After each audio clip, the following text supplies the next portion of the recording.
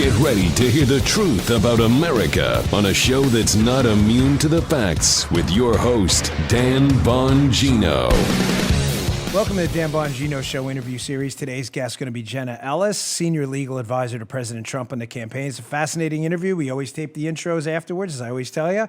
A lot of great questions here about polling, other things, where the campaign is going, messaging-wise, what are the chances of winning, a lot of good stuff. Today's show brought to you by our friends at ExpressVPN. Surf the web with peace of mind. Get a VPN today. Go to expressvpn.com/Bongino. I think you're really going to enjoy this interview. We had a lot of topics, so stay tuned. Before we get to that, let's get to our sponsors.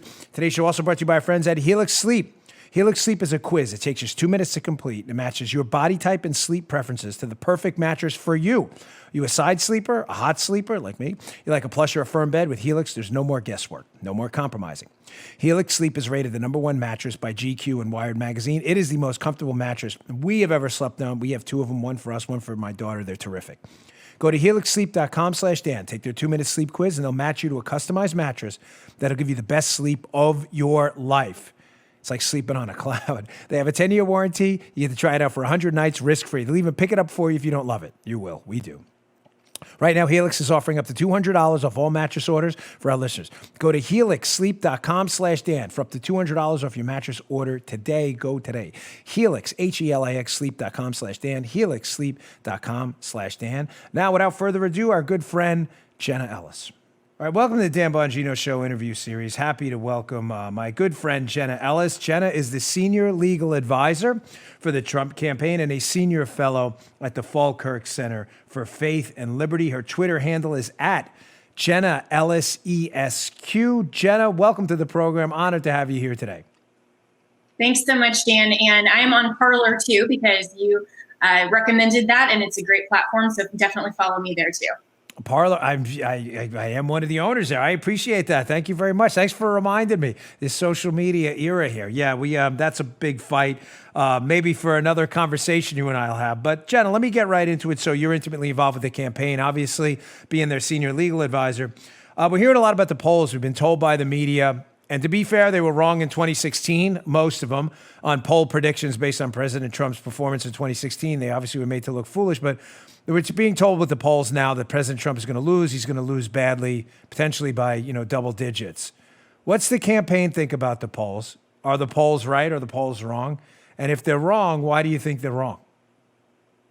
Yeah, well, I personally don't put much stock in the polls because we saw, as you mentioned, in 2016, the polls were just driven by the media to advance this narrative to suppress the motivation behind the president. And so what they often do, as you know, Dan, will just take a sample of just adults, not even registered voters or likely voters, right. And they'll also diminish the Republican percentage of the turnout, and they'll also gear the questions toward a manufactured outcome. So the polls can be manipulated in so many different ways, just to say that somehow there's some kind of motivation behind Joe Biden. And the polls don't really reflect reality. I mean, if you see how much support and motivation is actually behind President Trump, nobody is sitting here going, I am so excited to vote for Joe Biden. It's right. All about the motivation behind President Trump. So our internal polls, which we actually care at the campaign about fact and truth, we want to know exactly where we stand. We want to know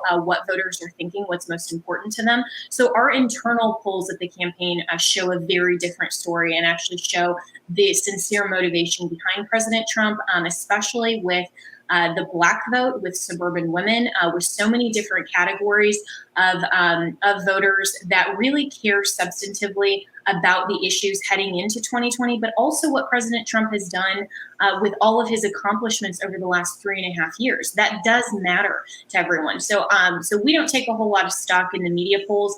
And to your second question, really the reason for that is the media is trying, like they did in 2016, to drive this narrative, like that ridiculous story that actually Fox News put out to say that somehow President Trump is getting so discouraged he might actually drop out before the election. That's ridiculous. I mean, I talk to him on a regular basis. He's so excited about the re-election campaign. He's really excited ahead for the next 4 years. That kind of narrative is just to put it out there to shape public perception in a way that's fundamentally false. So, folks, listen, I know Jenna well, and Jenna's not kidding. She has a direct communication link with the president. It's not her patting herself on the back. It's just important for the sake of this interview. So you understand when Jenna's citing, a story about alleged sources inside the campaign, she is one of those people inside the campaign. So just to be clear, because at the end, that story got a lot of traction. There is no talk whatsoever of Mr. Trump, President Trump, dropping out of this race.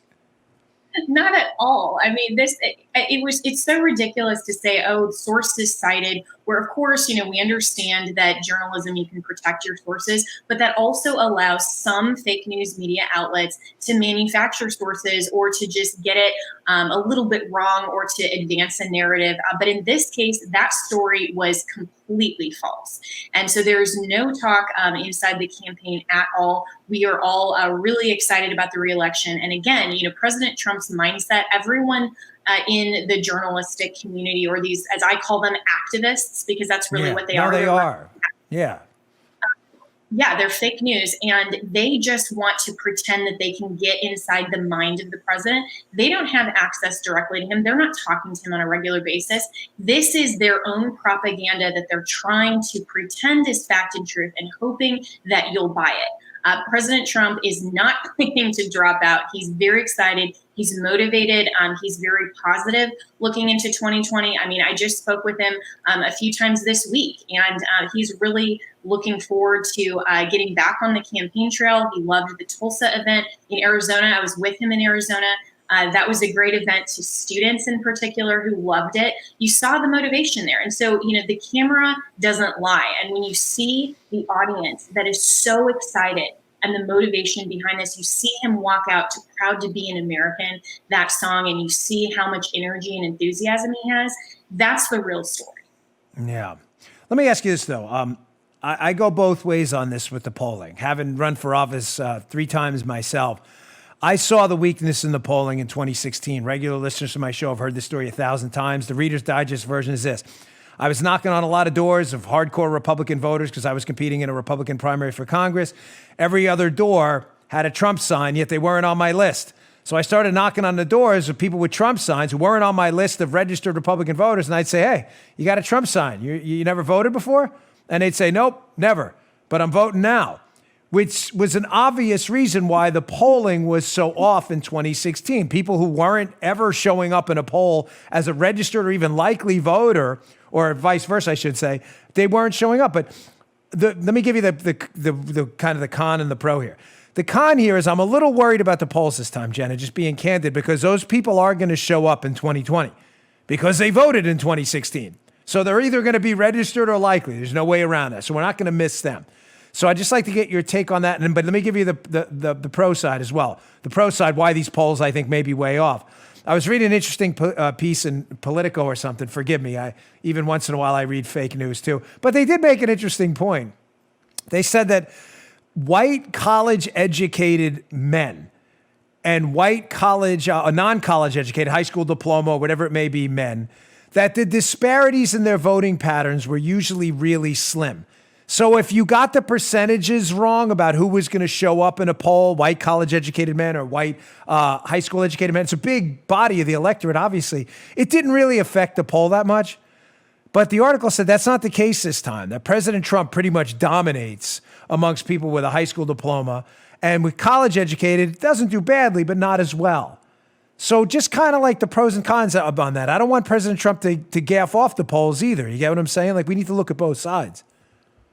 Yeah, absolutely. And I think it is true that, there are some ways that you can look at the polls and at least get some quality information, but it's just one piece of information. It doesn't paint the entire picture. And he does do well across demographics. And we see that again internally. And internally, our polls and the way that we construct our polls and we actually ask all of these questions are designed to give us a better, more clear picture of what's really going on, where the fake news media polls are manipulated and designed for an outcome that's adverse to the president. So that's really a difference. I mean, you have to look at how many people were actually sampled. Were they registered or even likely voters? And what percentage was Republican? I mean, you have to look at all of the crosstabs. And I mean, if you're not a polling expert and you don't really understand all of that data, then just the sheer headline and the outcome is what they're trying to get you to go for. So while, of course, there are differences and slight ups and downs on any given day among a particular demographic, well, that may be, there may be some truth to that.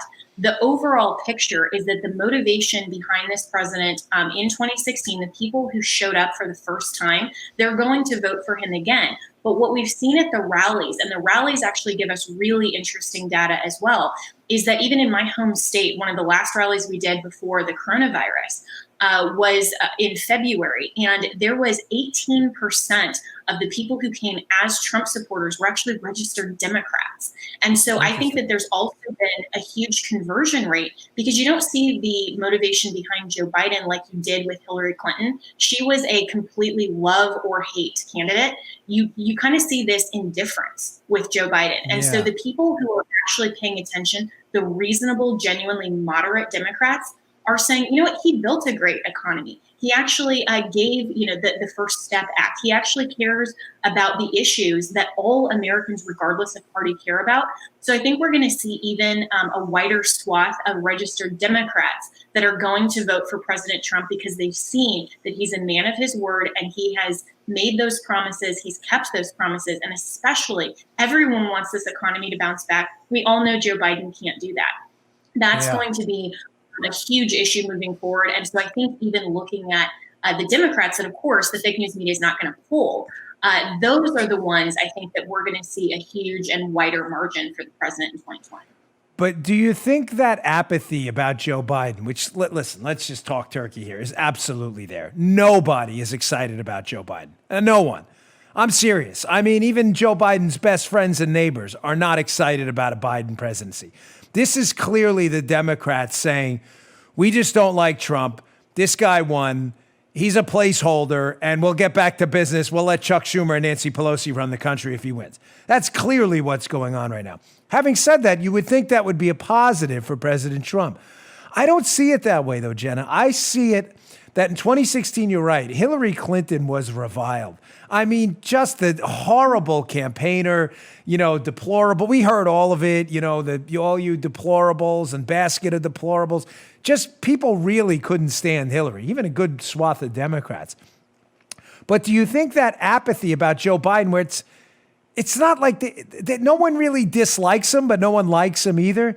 Do you think that may hurt you? And forgive me to layer these questions, but in light of the fact that, President Trump, there's been some criticism lately that the message for the reelect has been kind of muddled. He's been getting a lot of criticism over the Sean Hannity interview where when he was asked about the platform, the answer appeared a little bit muddled. So do you think there was kind of the apathy factor and the muddled message a bit, or, what he's been accused of maybe hurting him a little bit? Yeah, well, I think that you're definitely right about the apathy toward Joe Biden. That's not even a question. I mean, we see that so clearly. And I think that is a double-edged sword because, when you have a strong villain, really like Hillary, there is motivation for a lot of people to come out to vote against her, right? So that was a huge motivation in 2016. When, I didn't know the president, I didn't know him personally in 2016. I voted for him as a hope that he would fulfill his promises, and I was a strong supporter of him. But I also really did not want Hillary Clinton to win. And so that was also a factor, I think, for a lot of conservatives that we don't see with Joe Biden. And so that apathy, I think, is a double-edged sword. But what Americans have to recognize, especially conservatives, is while you may be apathetic toward Joe Biden, look at the people who he is going to put in place in his administration. You have Beto O'Rourke who's saying the police are going to come and take away your guns. And AOC who wants to be in charge of climate change. He wants to put Elizabeth Warren at the head of the Treasury. I mean, these are all people that fundamentally we can viscerally react to the same way as Hillary Clinton. To say that they are such progressive leftists, we never want them to touch powerful positions in government, ever. I mean, hopefully they'll get out of government soon because they're not fulfilling their oath of office to preserve and protect the rights that God, our Creator, endowed in us and that are Declaration fundamentally recognizes that we're going to be celebrating this weekend. So when you look at Joe Biden, you can't just be apathetic toward him as a candidate. You have to look at his entire scope of what would be his administration. And that, I think, is the message that the campaign needs to put out even more strongly. It's not just attacking Joe Biden and trying to have a campaign message around him, but to say this is entirely about the Democrat, extremist, Marxist, leftist, anti-freedom, anti-liberty party. And that, I think, conservatives do viscerally react to. And that's the message that President Trump, I think, moving forward over the next 4 months, absolutely, we need to do a better job at the campaign with messaging that very clearly. Because what you saw in the Sean Hannity interview, and knowing the president, knowing more of the kind of the behind the scenes stuff, when he responded to Sean Hannity with talking about over the next 4 years, he was clearly talking about staffing. And his platform of Drain the Swamp was so important because he came in, Dan, as a citizen president. And that's so important for everyone to realize that we have, over the last 100 years or more of American history, we've elected presidents who've either been war veterans, who have risen up through governorships or being a senator. They've had some connection with government before. But our founders, in their wisdom, designed the office of the president to be a citizen. Not that you can't have that expertise or that background and that experience, but you don't have to. And the reason for that is because President Trump, for this moment, is exactly what the founders envisioned. That he came in 2016 and he said, why are we doing all of this? Why are we spending money over here? Why are we, committing our assets over here? Why aren't we reevaluating our trade deals with Wait, NAFTA? Can I stop you though, Jenna? This is important. Sure. Because the president has a tremendous, tremendous record to run on.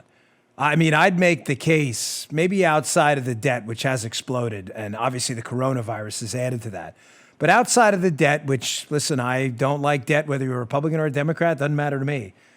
Tax cuts, judges, regulatory reform, initiatives in the black community, which your GOP has been largely absent on forever, school choice, education reforms. I mean, the president's record is tremendous. Listen, I'm a conservative. It's not a secret. I'm not even pretending to be objective here, but my best attempt to pull myself out of it and look, the record is incredible. If it wasn't, the Democrats wouldn't be so upset. I mean, think about it, right? They hate this. Obviously, a lot of it's personality driven, but they hate this president so much because it's not just his personality and the bravado and the whatever they perceive as brashness. It's because he actually got stuff done. So that's what, I don't want to say I'm worried because I know I've spoken to the president, not as much as you, not nearly as much, but it's clear to me he gets it. But I'm just concerned that with due respect to you and the campaign understands too that they've really got to nail this down. Is our message going to be, here's what we did, and this is going to be another 4 years of this leading to even better outcomes in the future. They've got to really, nail that down because it's not me or you that need to be convinced. We get it. Like, I know exactly what the president did and what he wants to do, but there are some independents out there who don't do what we do. They're not in front of Fox 24 hours a day and on Twitter and Parler and Facebook and reading, Breitbart, Conservative Review and, that kind of stuff. They need to hear it. And that's what has me a tiny kind of bit concerned. So is there equal concern in the campaign? Well, I think that there's always a concern, right? Because there's always a concern that, that somehow over the next 4 months, not enough people will show up. I mean, that's one of the things. Election integrity is also a huge issue that in the midst of coronavirus, the Democrats are trying to do to manipulate election laws and push this whole vote by mail scheme so that there's fraud in the election. So there's a lot of factors that are coming in here. And you're right, Dan, that not everyone kind of lives and breathes politics in the same way that you and I do on a daily basis. And so my concern is always so my mom and my dad, they live out in Colorado. They are very concerned and invested citizens, but they have lives to live. They don't do all of this 24/7. And so when they text me and they're like, hey, what's going on with X thing? I realize that they just want a snapshot and they just want a picture. And when they tell me something like, hey, I'm kind of worried about this, or is President Trump doing okay, or what's going on with the campaign? That gives me, and it's just one piece of information. But those types of individuals, that's the kind of people that gives me personally a snapshot of where kind of middle America is, the people who genuinely care about this country. I mean, listen, I'm not a Republican because I am party over country, and neither is President Trump. He is a conservative. He has consistently said country over party. And that's where I think even with the registered Democrats and some of the independents and the moderates really need to understand this point. And where I agree with you, the campaign has to harness this opportunity and better message this idea that our citizen president has come in and he has shaken up Washington in a very good way. And he's a leader for this time. So his response to Hannity was talking all about staffing and saying, moving into the next 4 years, he wants to get even better people around him that aren't rhinos. They're not dedicated to the Washington swamp. They're not doing things, the way that we've done them for the last 50 and 60 years of the spineless party that, we all are, as genuine conservatives, are really frustrated about. He wants people like you, Dan, who really care about this country. You care about your family, you care about God, you care about the things that make this country great. To get people around him that will help move forward the next 4 years in even a more positive trajectory than his accomplishments over the last 3.5 years. Because now he does have experience in Washington. He's gotten so much done. Can I stop you there? Yes. Because you're making another good point, and I don't want to lose it. There are a lot of questions as well about staffing decisions, and you just brought that up. And it wasn't on I have a lot of questions for you. I have a huge list here. There it is, but you're saying so much interesting stuff. I don't want to lose this here. There's been a legitimate criticism by me and others that, hey, listen, the first 4 years we brought in some people who really didn't have the president's best interests in mind. And it's upsetting. I mean, personally upsetting, not just politically. And we've had to clean up a lot of messes. John Bolton, who just was, you know what, I'm going to leave the part because you are a very nice woman, and what I'm going to say would probably offend you. John Bolton's a bad guy. I'll leave it at that. I was not a huge fan of H.R. McMaster. Thank him for his service to the country. I mean that. But again, that doesn't absolve you of being criticized in a government position where, you have a lot of responsibility.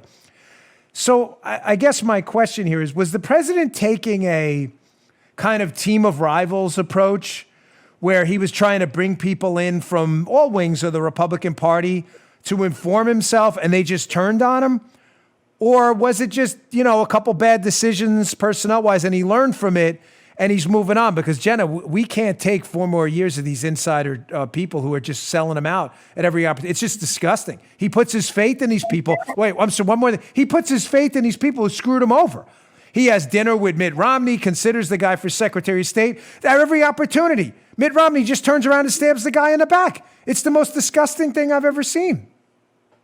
Yes, it is. And that, Dan, is exactly the point that he made on Hannity that nobody was willing to acknowledge. And President Trump would be the first person to say that there were staffing decisions that were made based on insiders and based on, people who were recommended to him that were a disaster. I mean, that's why he has fired John Bolton. That's why he's, that's why he got rid of Jeff Sessions. That's why he said, we're not going to take, these people who are so steeped in the swamp mentality that they're not willing to actually get on board the Make America Great agenda.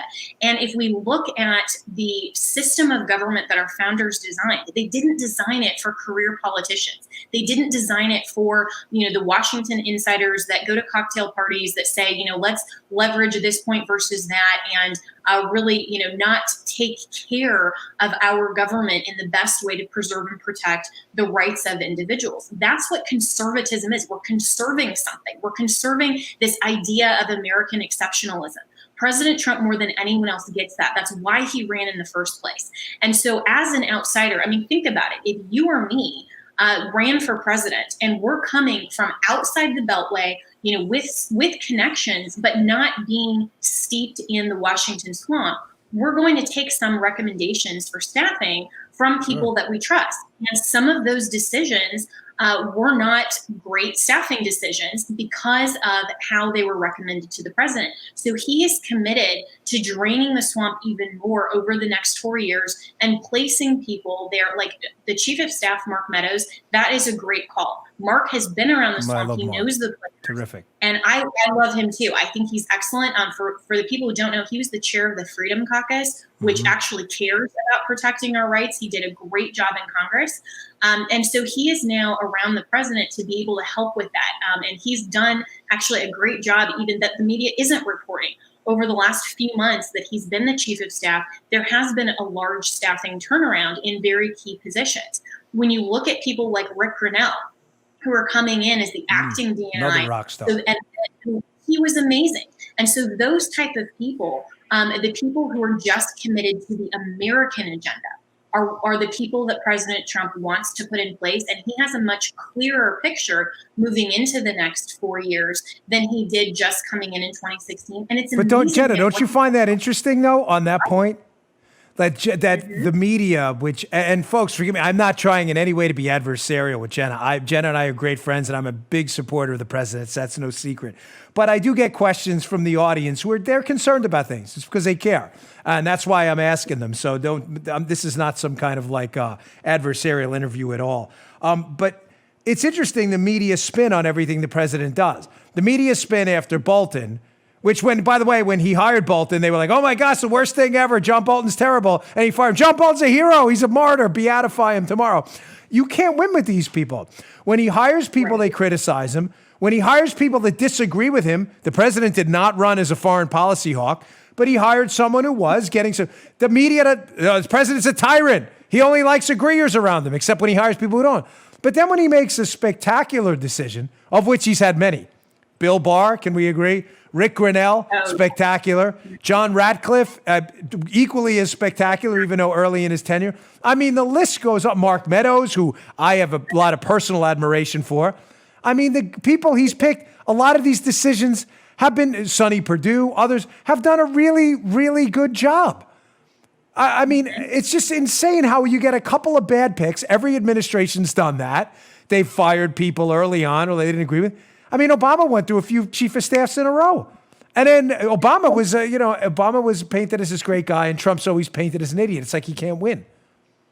Absolutely. And that's what the fake news is doing. It's trying to treat President Trump as somehow different than every other president throughout American history. And so everything that he does is negative to them, and they'll spin it as negative. So when he hires someone, like you said, John Bolton is the worst person. We're going to get into wars. This is a terrible decision. And then when President Trump fires him, it's like all of a sudden he's on ABC, as this person who somehow has wonderful inside information, where it was so clear in that interview, he had a completely different idea of policy and thought he knew better than the president. Well, guess what, John Bolton? You weren't elected. President Trump was elected by we the people to serve in that office. And he is taking that seriously and not allowing other people to run the country for him. I have been in meetings personally with the president where he is always the smartest person in the room. And even if there's 20 people around, he knows more about what's going on about every single department than they do. And this is a president whose management style, when comes from Wall Street, he comes from managing a huge organization. And he knows how to be a CEO. And he is invested in managing this country in a way that no other president has in modern American history. And that's remarkable. And that's the message that the campaign needs to drive more, not just be so defensive over all this, just flack that the media wants to drive toward, but rather we need to get out the message of why President Trump, as the citizen president, is truly making decisions in the best interest of America. That's why, the China trade deal, that's why the USMCA that actually, this week went into effect. That's why he defunded the World Health Organization after he saw what happened with the pandemic. That's why he's been so transparent. I mean, all of these things, building the economy, having, moving into the pandemic, we had the strongest economy, the lowest unemployment rate. He'll build that again. And those are the accomplishments because it's who he is, not just because he's running the same way that Washington has always done. And that's why the shakeup in 2016 was such a clear message. We don't want someone like Hillary Clinton 2020, we don't want someone like Joe Biden. We don't want someone with the 40 years in the swamp. We want a citizen president who will question everything and who will be willing to stand up and say, no, that is not in the interest of Americans. That's not in the interest of my mom and dad. That's not in the interest of you and your wife. He says, we will keep and protect the Second Amendment. Why? Because he knows that self-defense and keeping you and your family secure in your homes matters to people. It matters to him. Every time I talk to him, he's so concerned about all of these issues because he genuinely cares about Americans. When you see him go out on that stage, Dan, and he's talking to the people that, in the crowd, that's the same conversation as one-on-one because he sees that as a gathering. No, I can attest to that. Jenna's by the way, we're talking to Jenna Ellis, senior legal advisor for the campaign. I'm going to take a break here in a second, but I can absolutely attest to that. The way he talks to whatever, the guy, serving him a bagel in the bagel store is the exact same way he talks to everyone else. That is not a joke. That is not hyperbolic. Jenna is not kidding. And I just want to kind of reiterate something you said and double down on it too. How he doesn't get a lot of credit for his ability to grasp an issue and think outside the box. He doesn't. The media is just like with Reagan. They're absolutely convinced that he's a dunce because he didn't go to journalism school. They are. Yet I've had conversations with him. I'm not at liberty to share, obviously, with that, but where I brought up an issue, I'm a wonk on econ. I love economics. It's my thing. And I was actually stunned by his answer one time on a tax issue because he caught me off guard because he picked up something, even though this has been my bread and butter, he picked up something I totally missed. And I have to tell you, I wasn't surprised because he was, smart enough to figure it out. I was surprised enough that I didn't. And he got it before me, even though I'd come in kind of prepared on it. He's very, very smart. Let me take a quick break. We're talking to Jenna Ellis, senior legal advisor for the Trump campaign and senior fellow at the Falkirk Center for Faith and Liberty. We'll be right back. Today's show also brought to you by our good friends at ExpressVPN. You've heard me talking a lot about ExpressVPN. I open up the show with them every day. Why is it important? Because listen, a lot of you are working from home right now. It's never been more important to choose a VPN you trust. I do my research on my sponsors. We only recommend brands we can use and we believe it. I say with confidence that ExpressVPN is the best VPN on the market. Here's why we use it here. Number one, ExpressVPN doesn't log your data. Lots of cheap VPNs make money by selling your data to ad companies. No good. ExpressVPN developed a technology called Trusted Server that makes it impossible for their servers to log any of your info. Number two, speed. I've tried a lot of VPNs in the past. They slow your connection down. They make your device sluggish. I got no time for that. We use ExpressVPN because it's quick, blazing fast. When I connect to servers even thousands of miles away, I can still stream HD quality video with zero lag. Something else that really sets ExpressVPN apart is how easy it is to use. Unlike other VPNs, you don't have to input or program anything. You just fire up the app and click one button to connect. It's really that easy. It's not just me saying this. Wired, CNET, The Verge, and many other tech journals rate ExpressVPN the #1 VPN in the world. Don't waste any more time. Don't put your data at risk. Protect yourself with the VPN we use and we trust in my house. Use my link, expressvpn.com/Bongino today and get an extra 3 months for free on a 1-year package. That's expressvpn.com/Bongino. Visit expressvpn.com/Bongino. Learn more. Go today. Check it out. Back to my interview with Jenna Ellis. We're back with Jenna Ellis, senior legal advisor for the Trump campaign. Very happy to have her here. It was really, I had a whole list of questions for you in the first half of the interview. I only got through a few of them. Let me get to this question. Again, just addressing some of the critiques we get from the hacks in the media and from a lot of our liberal friends out there who don't seem to get President Trump. He's criticized often, Jenna, for being transactional. What can this guy do for us? What can this country do for us? One, I dispute that. I think he's ideologically driven like most politicians are. And that's a good thing. And that ideology is conservatism. Why? Because I've heard him speak to it. Maybe not as traditional in many senses, but he's criticized for being this transactional kind of, tit for tat guy. Yeah, we're not going to do this unless they do that for us. Again, I dispute that, but we've had presidents in the past who claimed to be Republicans and claimed to be ideological. We're with you. We're pro-life and we're pro-Second Amendment, and we're going to cut your taxes. We've heard it all. Jenna, you've seen the campaign signs, too. They get into office in Congress, the Senate, or the presidency in some cases. I think you know what I mean. And what do we get? We get Democrat light. We get big softies. Well, abortion. We're not going to really bring that thing up. Abortion. We don't need to talk about that. Tax cut. Well, I'm not really into the whole tax cuts thing. We're going to be accused of, tax cuts for the rich. The president, I don't think he's transactional, but I think he understands the value of a transaction that benefits the conservative ideology. Any thoughts on that criticism you hear often? Yeah, the fake news media will try to take anything positive and spin it into a negative. I mean, if he was only ideologically driven, they would say, well, he's not practical, he doesn't get it, his head's in the clouds. And then, when he does the transaction, that is the art of the deal, that negotiation, that frankly has to happen, right? That is what we elect a president to do, is to be, in a sense, transactional. Then they criticize him for that and say, oh, he just operates without principle. Well, no. He has a foundational set of principles, which, by the way, are the same as the founding fathers. And he understands that. He understands the margins of Article 2 and his limitations in terms of the office of the president. That's why he's so frustrated with Congress. That's why, the whole DACA, debacle was saying, he was willing to work with Congress, but he understands that when President Obama legislated through his phone and his pen and put out that executive order, that was unconstitutional. It was illegal. So he's rescinding that. And he's saying, Congress, you've got to deal with it because that's what our separation of powers provides.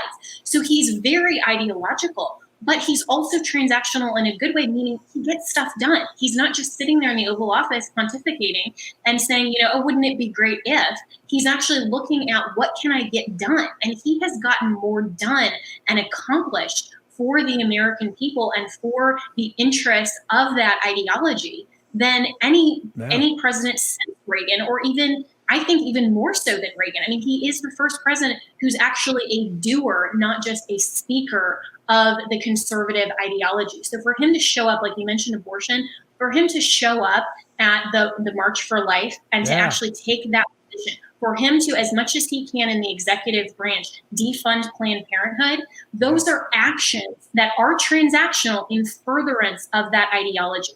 Yeah. But the fake news media will never say that. All they do is criticize, and they want to sell you a lie. They want to sell you a fake narrative. They want to sell you this idea that he doesn't know what he's doing. They want to infantilize him. They don't want to admit that he is smart. He understands how Washington works, and he understands what he needs to do as president. And that's the only reason that he left Wall Street. He left a very comfortable lifestyle to go and be maligned and hated and criticized, because he understands, and he actually tweeted this just the other day, this meme that says, they hate me because they actually hate you. And I'm the one who's defending you from liberal left ideology, right? Yeah. And he understands very clearly, and he's willing to stand up. We can't buy into the fake news media narrative. I tell my parents that all the time when they, text me, oh no, what about this article? I saw this as, a headline. And I'm like, okay, let's break this down.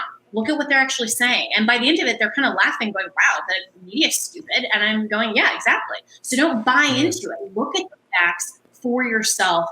And I mean, his executive orders, everything that he does, that's all on the White House website. If people would take more responsibility to take a few minutes and check into the facts themselves, not just do the easy thing and read a Politico article, then that's where people can actually get the facts for themselves and see how much this president has accomplished. Well, it's hard to get the facts because journalism isn't interested in facts anymore. I think, it's really difficult. I'm not kidding. Like, you and I know where to go and find them, but, does the average Joe, they don't have time to read 16 different newspapers and where you're going to get 16 different versions of the events. I mean, hopefully we'll get to this Russian intelligence thing in a moment. But on that, the transactional comments, because again, I get that a lot. Because you put out all the facts and the truth. So, if they follow you, that's a good first source. Well, thank you. I really appreciate that. Thank you. We do our best. Sometimes we get it wrong, but we correct it. But I appreciate that. My criticism of the Trump is just transactional, doesn't have any guiding ideology comments are, if that's the case, Jenna, this is the single dumbest transaction in American history. This guy was living the life. He was rich. The press loved him.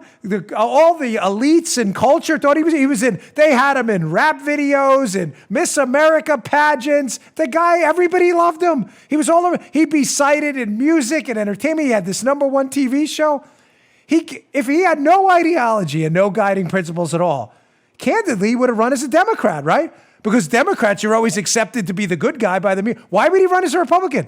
I mean, it's a simple question, is it not? That if Trump is only transactional, he only cares about Trump in the end and positive press, then what the hell was he doing running as a Republican? He would have probably slid to a landslide if he just ran as a Democrat. The Democrats would have loved him, but he didn't. And that's why I just so dispute this nonsense that the man doesn't have a guiding set of principles. No human being would have stayed in office and gone through this and ran if he didn't believe what he was doing was the righteous path.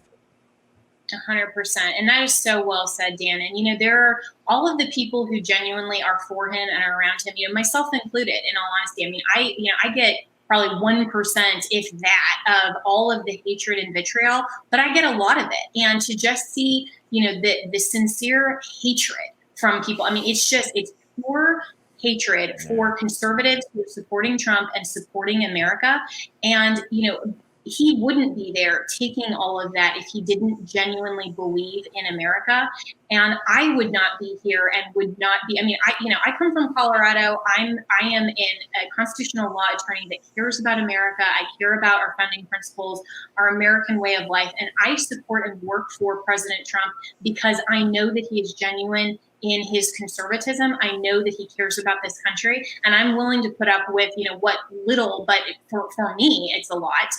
For me, it's an insane amount of hatred that I get every day. And I'm willing to put up with that, like he's willing to put up with it, because I believe that this president is doing so much for America. And I'm not here just because of the paycheck, like so many people say. I'm here because I truly believe in the cause. And those are the people. He does have some people like that around him. But moving forward into the next 4 years, he's going to get even more of those type of people around him who understand him and want to serve him in this country, not serve Washington interests. Well, Jenna, on that topic, the hatred we receive, sadly, I've said often, we see liberals largely as people with bad ideas. Liberals see us as bad people with ideas. And there's a big difference. Not to say I don't get feisty with liberals. I do personal attacks. I'm not above it. I can't stand Brian Seltzer. He just annoys me. And sometimes I lose it on my show about this guy. By the way, if you've missed ever some of Jenna's cuts from CNN, folks, you're making a huge. Google Jenna Ellis, CNN, or DuckDuckGo, whatever you use. You can see some of her great appearances over there. But you've been the victim of some of this as well. You had tweeted out on your social media account a little while ago, defense of Christianity, saying, listen, this culture war thing, you come for Christianity, I'm going to fight back. Like, we're not giving that up. That's my lodestar. That's our guiding light. And you were just mercilessly attacked. And I'll tell you in all candor, I read the tweet, and to this day, I'm still curious why that created a controversy. Is that more indicative of where we are in this culture war now, how just about any tenet of our belief system is going to go down? And does the president, I kind of know the answer, but does the president recognize that? Does he understand, like, he's the tip of the spear of this culture war? We lose him, it's over. Oh, 100%. He gets that so clearly. And again, that's why, there is absolutely no basis to the allegation that he might drop out. I mean, he understands that he's the tip of the spear and that he is the forefront of this, of the wall, literally, if we want to talk about barricades and why walls are necessary, from this deluge of the progressive, liberal, leftist culture that is trying to fundamentally transform America. And, you mentioned that tweet, and it was really interesting to me, Dan, as well. I mean, I just felt like after reading, all this stuff about what the mob is doing, Black Lives Matter, which, that's a movement that has an ideology, and it's not about Black Lives Matter. It's about a fundamental transformation of America that's trying to rid America of our founding principles, to rid us of our institutions that are morally based, the family, the traditional family, the church, our system of government that has legitimate powers but limited powers to preserve and protect the rights that you and I cherish, that are God-given. Black Lives Matter and Antifa and all of these other extreme mob mentality leftists, they are coming in with a very fundamentally different worldview. And they want to tear down those institutions. That's why they're burning churches, toppling statues. That's why they hate President Trump and his law and order agenda, and to make sure that he will enforce our laws. And so when I was reading this, and I was actually on the plane to go out to Arizona to see the president's speech, and I read a few of these tweets, including one of the main leaders for Black Lives Matter, that was talking about burning down churches and monuments to what he called the white Jesus. And when you take this idea of racism and you say that everything is systemically racist, and you put up a false straw man argument to then say that because Christianity believes that Jesus was white, that's about white supremacy, therefore Christianity needs to go. That's not what Christianity believes at all. We actually, the worldview of Christianity shows there is one race. We are all one blood because we all as human beings are made in the image of God and therefore have inherent dignity and worth. And because of that, we then, with that worldview, is the only one that recognizes the inherent value of human beings, not on the basis of sex, not on the basis of color, not on the basis of age. That's why, we are so pro-life from the moment of conception, because unborn children also have the same inherent dignity and worth. But when these leftists try to harness their power of this so-called systemic racism, and they put up a straw man and they say that Christianity is now only defending whiteness and white supremacy, then on that basis, they're going to try to cancel Christianity. And I saw that very clearly. So I simply put out a tweet. It wasn't even a response to anybody. It was just by itself saying, if they come for my Christianity, I will stand firm. I will stand up. And I'm also proud to be an American. That tweet, Dan, got over 6.5 million views. I know. And I still don't get what was controversial about it. I'm still confused. Like, what? I don't understand what the controversy was. It's not controversial, and it shouldn't be, in a genuine America that's founded on the understanding that our first freedoms, freedom of speech, association, and free exercise of religion, allows us to do what we're doing right now, which is to speak together about truth and to decide for ourselves what is truth, what is fact, and what we believe about God and the things that are most important to us and life's most essential questions. The left wants to tear down that freedom. They want to tell you how to think, what you can and can't think. That's why cancel culture is so important to them. That's why erasing history is so important to them. They don't want to actually progress and create a more perfect union. So my tweet was going exactly against everything that they believe, which is to say that if I'm standing up for the true Christianity, for truth, that truth actually exists, that we're not in a post-truth society, that goes and that targets the foundation of everything that they stand so ardently against. And Sean King, who's a leader of Black Lives Matter, he saw that tweet, and his response to that was, look, she's only defending her whiteness. That's how they're trying to manipulate the narrative, just like the fake news media. And they're trying to cancel all of the good principles of America because they are pushing an ideology. And that's what people understand. When we talk about just the mob mentality or why we need to keep statues or why we're pro-life or any of these top level issues, we have to understand as conservatives, our perspective on these issues are grounded in truth. They're grounded in a comprehensive worldview that says we are all created equal, and that genuine equality can only come from an accurate, truthful view that we are all human beings made in the image of God. That's the truth of Christianity, and that's what the left is trying to attack. Yeah, I agree. And I think the value of the president in the culture war, President Trump, is he just doesn't back down. In a couple of interviews I did on Fox years ago, they asked me, why does some derivative of why does President Trump drive the left so mad? And I said, because they're used to the cookie cutter Republican, and the cookie cutter Republican was this. The Democrats would accuse you of being a racist for some comment that had 99.9% chance, nothing to do with race at all, no less racism. The Republican would flee in horror, even though it was a completely fabricated, made-up charge, would run to the New York Times, beg forgiveness, and apologize. Jenna, that's real power. That's power to do that, to be able to subjugate people like that to your whims based on nothing more than an assertion that's untrue. You're a racist. I apologize. That's what they do. I mean, that's just how they were. President Trump doesn't do that. When they accuse him of things that aren't true, like, my gosh, he's a racist, despite this seemingly positive assertion. They're so sure about it. I don't mean positive and positive versus negative, but they're so sure about it. No one ever mentioned that before he ran for office. He just doesn't accept it, and he bashes right through it.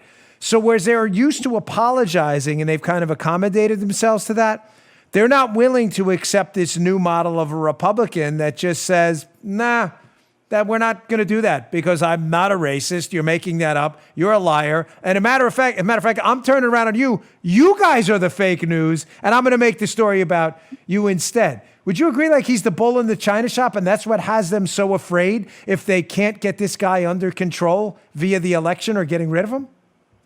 100%. And that's why the fake news media is relentlessly attacking him, because he won't apologize. And in turn, he is giving conservatives a more bold voice that we need to stand up and say, no, I'm not going to apologize for the way that I look or, how I was born. I'm not going to apologize categorically and, submit to a false narrative. I'm going to stand up for the truth. And he's giving, I think, conservatives and the Republican Party, certainly, the boldness to stand up for truth and to say, no, the premise of your attack is fundamentally false. And we haven't seen that in a president since Ronald Reagan, to stand up and say, no, you are wrong.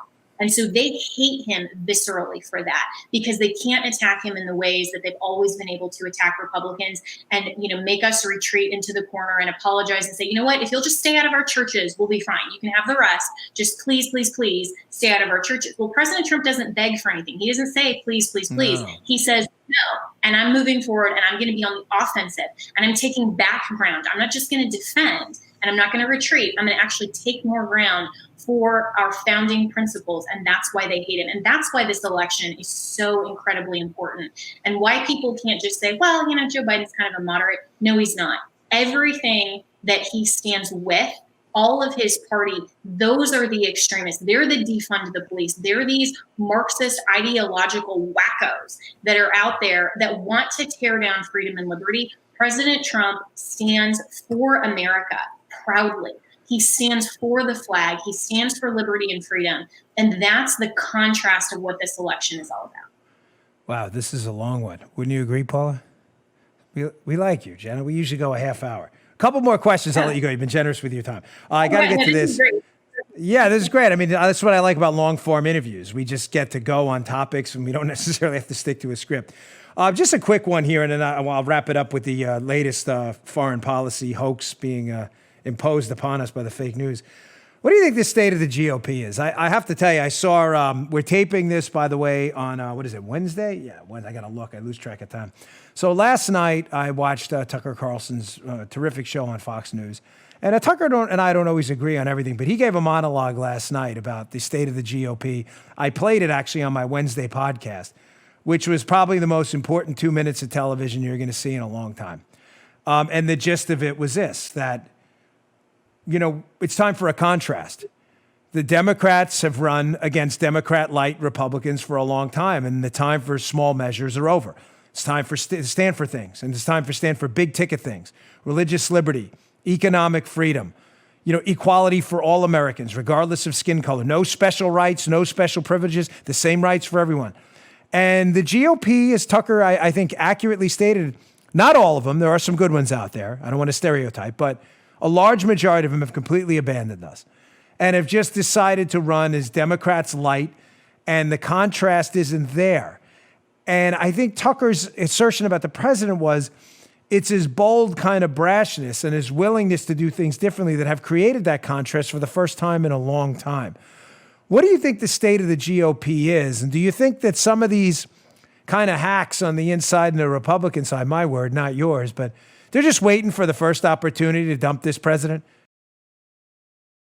Yeah, and there are definitely people inside of the GOP and in Washington who are not for this president and are actually actively working against him. And they want to return to the status quo of Washington as they knew it before Trump. And that's so unfortunate because they're not genuine Republicans in the sense that Republican, if we can equate that as the political party that believes in the conservative principles and how America was founded and our founding principles.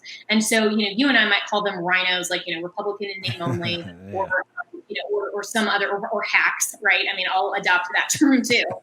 But these are people who genuinely are only self-interested, and they're in Washington because they want a career, they want to survive this presidency, and they want to basically return Washington to the normal that President Trump came in and is shaking up completely. So, while the Democrats have a complete identity crisis in the sense that they need to embrace the fact that their party is not genuinely moderate Democrat anymore. They're not for abortion being safe, legal, and rare. They're for infanticide. I mean, that is a pillar of their platform. They're against freedom. They're against all of these things. Well, in the same way, the GOP, not President Trump, not the MAGA movement, but the GOP has that same identity crisis actually going on, that they need to recognize that the conservatives and the base has moved forward and is embracing the MAGA movement only because we recognize and cherish the principles of America's founding and freedom and liberty genuinely. And we are rejecting the weak Republicans in Washington. And they are going to need to either get on board or get out. And that is going to be the call. And I wish that President Trump had more supportive Republicans around him, because he could have accomplished even more things. And there are quite a number of them. I mean, not enough. Talk about Mike Johnson from Louisiana, John Radcliffe, all these, Mark Meadows, all of these great people who are around him in Congress to support him. Man. But there's not enough. You're right. No, and we need to make sure as Republicans, and I'm a registered Republican, obviously, that our party is moving forward in a way that leaves behind this sort of, pansy-like capitulation. And that with President Trump, we move forward to a bold new era of reclaiming the principles of our founding and what made America so great. Let me ask you an exit question here. The latest New York Times fake news story is that the president was briefed that our soldiers had bounties on them placed by the Russians, given to Taliban, agents of the Taliban to kill our soldiers. Now, that intel may or may not be true, but the story was that the president was briefed and did nothing. Of course, it's another effort to tie him to the debunked, discredited Russian collusion hoax. But I was on the 5 the other day, and I told this story, having been a Secret Service agent, where they just seem to not understand the way intelligence works. That's why they're journalists and not special agents or intel operatives. The president is not briefed about every single bit of intelligence the intelligence community gets. Why? Because a lot of that intelligence turns out later to not be true. You don't want to brief the president. The Russians are planning an EMP attack tomorrow. Strike first. He drops a nuke and then finds out the next day, my bad, we screwed that up. I was telling a story about a time I spent in Indonesia with the Secret Service. President Obama is about to land. We see some activity in this hotel. We think it could be really bad, potential terror activity. We're like, what do we do? Do we tell the president? We don't tell him. We fix it. We find out later. Nothing to do with that at all. It was just a business guy, case of mistaken identity, etc. President landed, never heard a thing about it. I mean, is that dereliction of duty? The president didn't know. You know why the president didn't know? Because he didn't have to know, because it wasn't verified yet. Can you please address this story and just the media spin on this, that this guy's completely out of touch, the president, he doesn't care about any of this nonsense, and just kind of throw this thing because I'm getting tired of this garbage, this fake news stuff.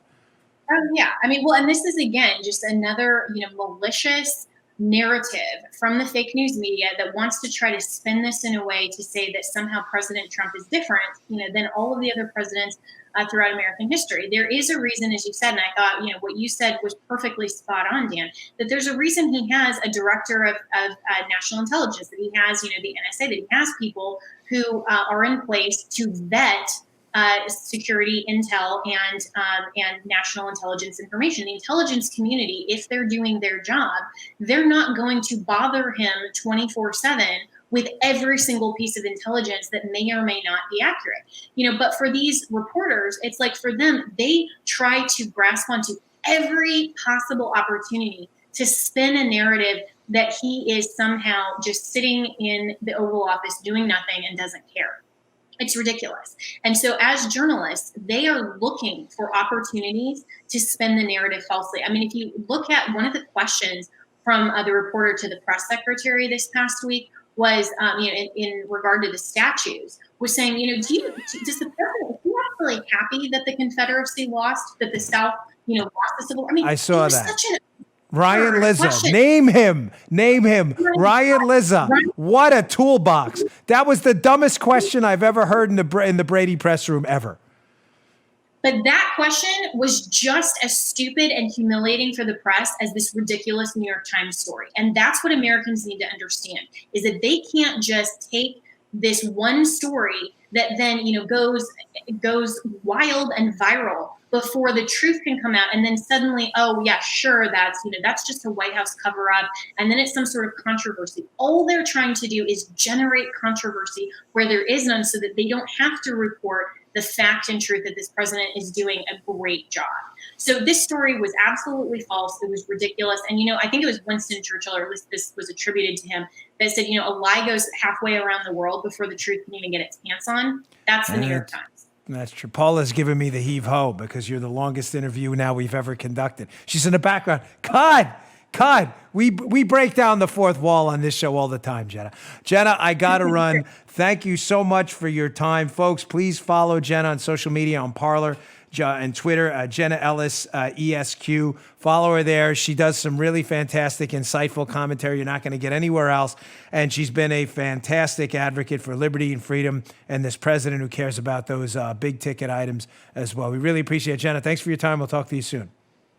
Thanks so much, Dan. You just heard Dan Bongino.